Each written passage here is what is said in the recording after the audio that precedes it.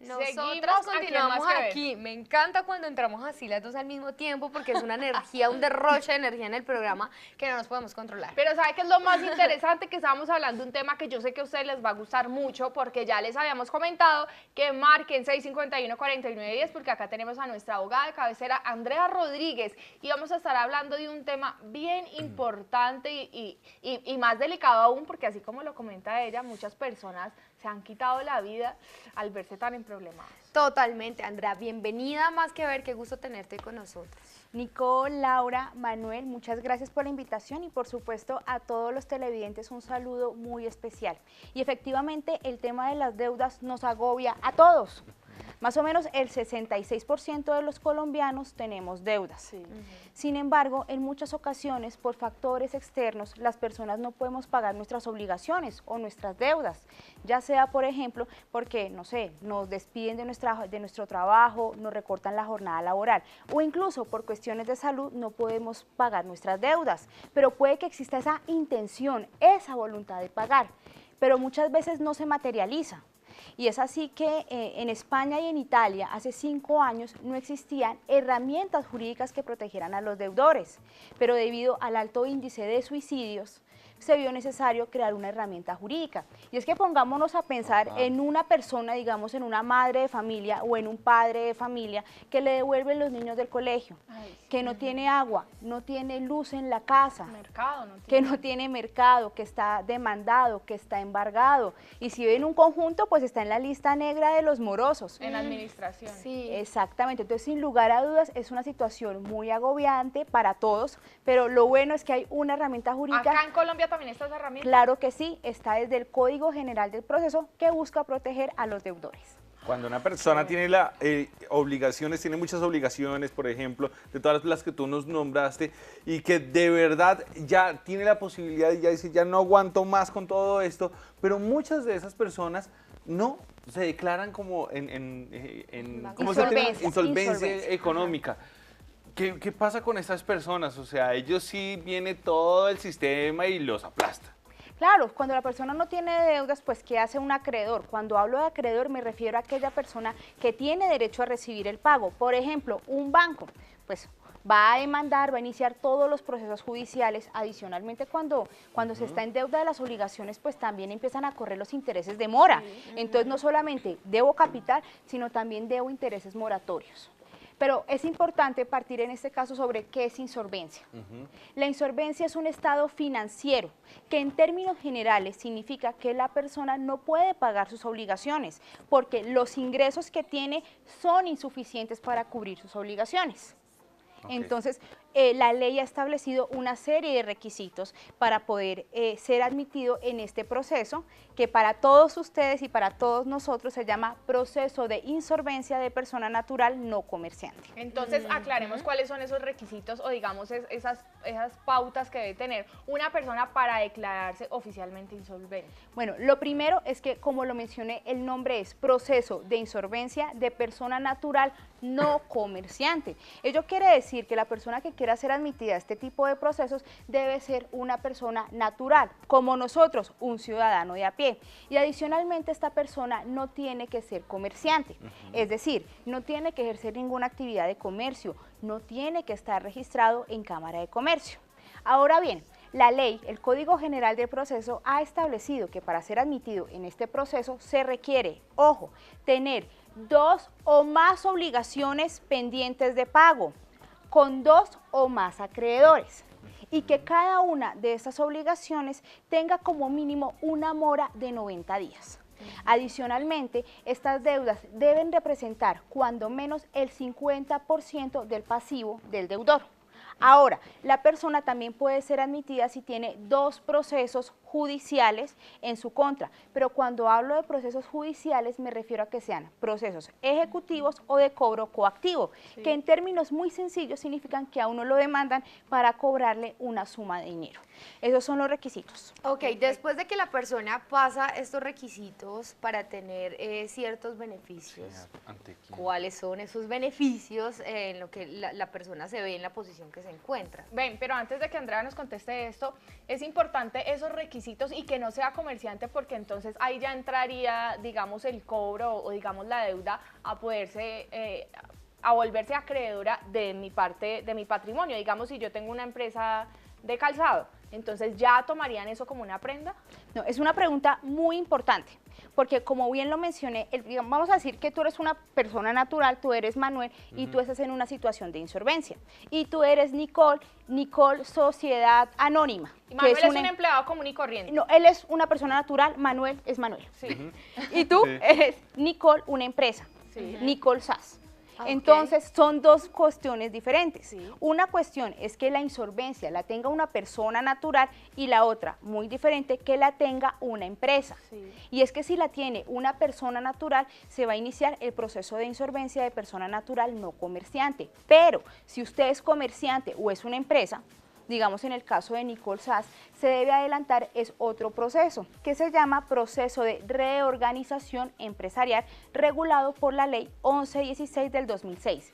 Pero entonces hay que diferenciar. a esto me surge otra inquietud. Si digamos que por el hecho de ser persona natural o estar dentro de una empresa, tiene diferente procedimiento de alguna manera, los beneficios y las circunstancias van a ser las mismas, solo que se procede diferente en cuanto a documentación y eso. Sí, los beneficios realmente son análogos, son parecidos, pero sea un tratamiento diferente si es una persona natural, un ciudadano de a pie o si es una empresa.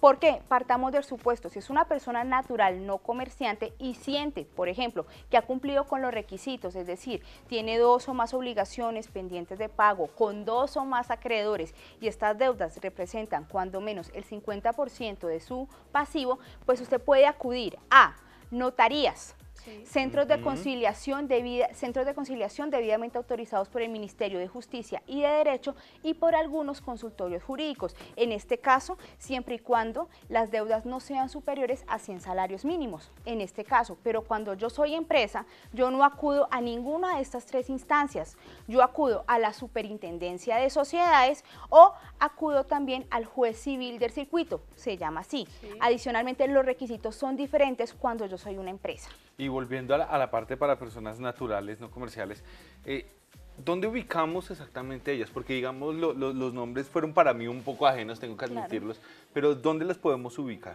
Claro, todo este proceso está regulado por el Código General del Proceso. Todos los televidentes pueden acceder a él a través de internet. Simplemente en un buscador digitan Código General del Proceso y hay una cápite destinado única y exclusivamente a este proceso que, como lo mencionaron ustedes, salva vidas. Y es que sin lugar a dudas es una situación muy agobiante cuando realmente son más las deudas y menos los ingresos, o en algunas ocasiones cuando no hay ingresos. Pero hay una herramienta que sí existe. Muchas personas me escriben en redes sociales y me dicen, Andrea, eso no es cierto. Por supuesto que lo es una herramienta, es una ley que existe y sirve para proteger a los deudores y hay un procedimiento, por supuesto, para adelantar este Andrea, tipo de trámites. ¿Es necesario un abogado para realizar todo este trámite de declararse una insolvente? Porque pues entendamos que la persona no tiene para nada, o sea, de verdad está totalmente ilíquida. ¿Cómo se hace ahí? ¿O hay algunos mecanismos que nos ofrezca también la ley para que nos ayuden a este procedimiento? Claro que sí, y es una excelente pregunta, Laura, porque sin lugar a dudas no se requiere abogado, porque en la mayoría de casos se tienen que cubrir los honorarios de este profesional del derecho. Pero entonces vamos a hacer la situación que tú estás en insolvencia, Sí. Es decir, tú tienes 2 obligaciones pendientes de pago con 2 acreedores y esas deudas representan cuando menos el 50% de tu pasivo y ambas deudas tienen una mora superior a 90 días. Entonces, ¿tú qué vas a hacer? Tú puedes acudir a una notaría, a un centro de conciliación debidamente autorizado por el Ministerio de Justicia o de Derecho o a un consultorio jurídico. En un consultorio jurídico es gratuito el trámite. Eso sí. Siempre y cuando las deudas no sean superiores a 100 salarios mínimos. En las notarías y en los centros de conciliación te van a cobrar. Te van a cobrar una tarifa. Pero ahí, ¿qué tengo que hacer? Llego a la notaría y digo, me declaro insolvente. Tú vas a llevar un documento en el que te vas a presentar. Entonces, yo, Nicole, identificada con cédula TAR, solicito sea admitida a un proceso de insolvencia de persona natural no comerciante. Okay. En primer lugar, pones un relato de la situación que te llevó a la insolvencia. Sí. Y adicionalmente, muy importante, debes relacionar cada uno de los acreedores que tienes. Es decir, si tú le debes a Nicole, le debes a Manuel y me debes a mí, debes relacionarnos y debes identificar cuánto nos debes a cada uno. ¿Y por qué razón? Exactamente, por el concepto. Esto es a grosso modo, por supuesto. Posteriormente, tú llevas ese documento, digamos, a un centro de conciliación. Y el centro de conciliación, ¿qué va a hacer? Te va a admitir el proceso si todo está conforme a la ley. Y luego, ¿qué hace el centro de conciliación?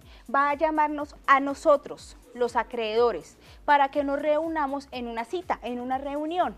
Y en esa reunión, ¿qué se va a buscar? Que tú digas, bueno, yo les debo plata, pero quiero que logremos un acuerdo.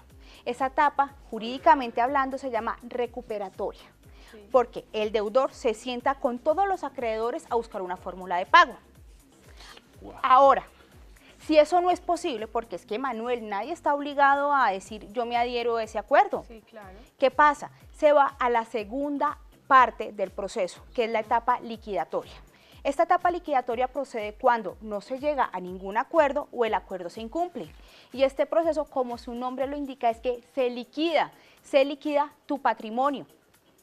Y esto se hace ante un juez civil municipal. ¿Y qué significa esto? Significa, sí, ¿qué significa?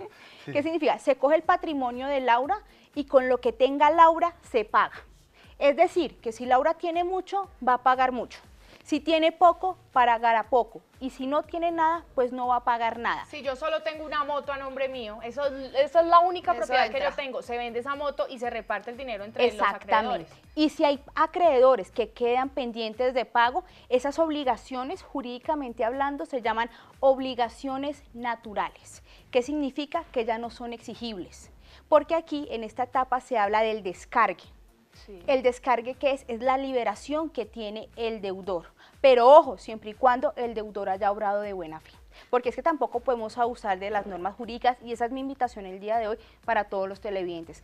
Hay herramientas que protegen al deudor, pero por supuesto no podemos abusar de ellas. Andrea, yo quisiera que nos aclararas algo, o por lo menos a mí que realmente me surgió esta inquietud.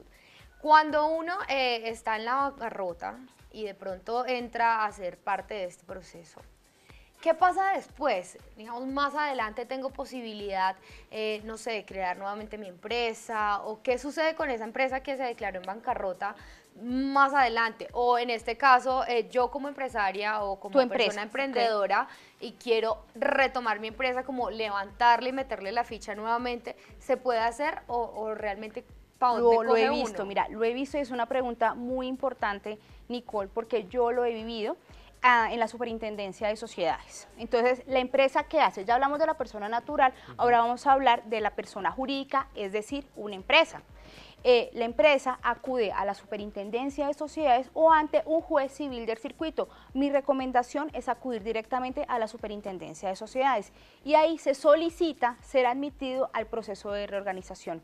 Y al igual como lo comenté hace unos minutos, el deudor, es decir, el empresario, se reúne con todos los acreedores para efectos de lograr una fórmula de pago. Voy a comentar una experiencia personal. Hace más o menos 5 años entró en una situación de insolvencia un grupo empresarial. Sí. No eran una empresa, eran 12 empresas de flores. Eso nunca se había visto, ni en Colombia ni en el mundo. Yo tuve la fortuna de ser parte de ese equipo de trabajo. Y mira, en este momento ya la empresa no se dedica al tema de flores, sino se dedica al tema inmobiliario. Entonces, claro que sí, estas herramientas existen y salvan empresas. Yo lo he visto de primera mano, salva personas naturales, salva empresas y por supuesto salva vidas y salva familias. Esto es una contextualización, sí es muy importante, es una contextualización frente a este tema de la insolvencia económica. Si usted se siente identificado con ello, ya lo sabe, hay una herramienta para que usted se quite un poco ese dolor de cabeza y pueda ocupar su mente para crear esas oportunidades y salir de esta situación. Pero si usted quiere profundizar un poco sobre este tema, lo puede hacer consultando a nuestra abogada de cabecera. Andrea, ¿de qué manera lo pueden hacer? Claro que sí, Manuel, me pueden ubicar a través de mis redes sociales, en el canal de YouTube y en la página de Facebook, abogada Andrea Rodríguez, y en Twitter e Instagram, @abogada Andrea RR. Muchísimas gracias por estar con nosotros y como siempre, dentro de 8 días, la cita está vigente. Un tema importantísimo. Ahí está, señores. Aquí siempre hay más que ver.